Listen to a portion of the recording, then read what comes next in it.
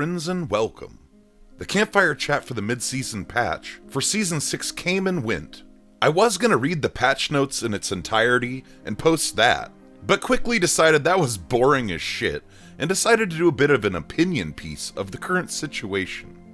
Today the patch notes hit, and reading through all the notes, they actually had the audacity to buff Spiritborn, so what gives? The truth is, it doesn't matter.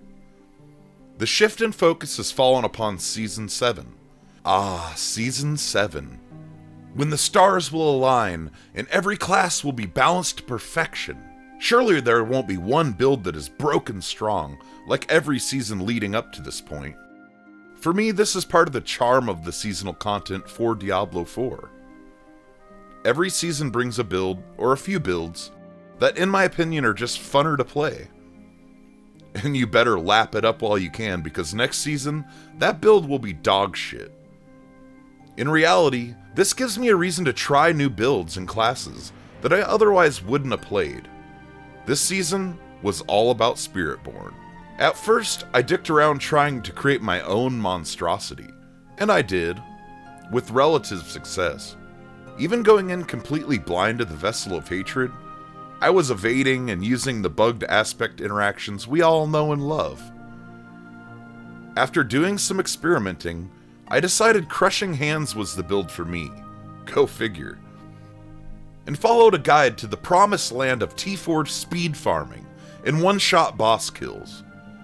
I found myself quickly creating new tunes, one for each skill Spiritborn had to offer. Crushing Hands, Quill Volley, Evade, Touch of Death, etc. That kept me occupied for nearly half the season. With the addition of the Dark Citadel and Undercity paired with the new class, Season 6 has kept my attention well so far. The other side of the coin. People that didn't purchase Vessel of Hatred cannot play Spiritborn.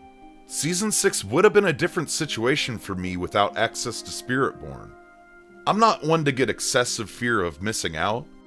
However, when it's rubbed in your face every time you join a group with a Spiritborn, I could definitely see that being a turnoff for Season 6. So that's the Spiritborn Dilemma. The way I see it, it's pretty simple.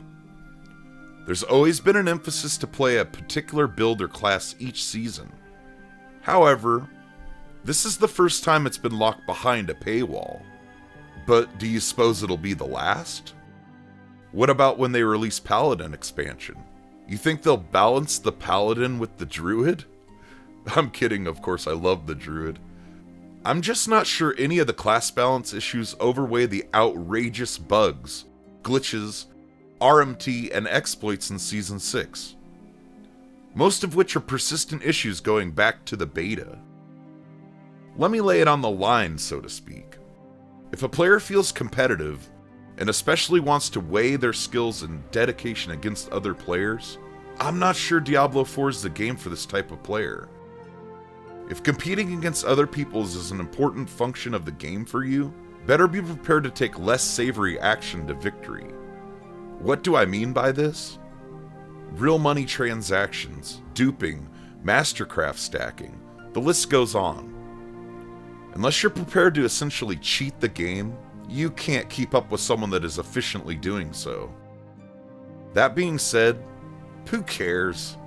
I don't really mind seeing other players with perfect gear on the second day of the season. If that bothered me, I wouldn't continue dumping hours of my time into Diablo. What I'm getting at is play the game how you enjoy it. Don't let other people dictate how your season is going. If you're enjoying a certain playstyle or activity, don't worry about how many of the Khazra skins Jimmy has farmed. Wait, how many you say he has now? That's my rant for today. More videos coming soon. Have fun and stay safe, my friends.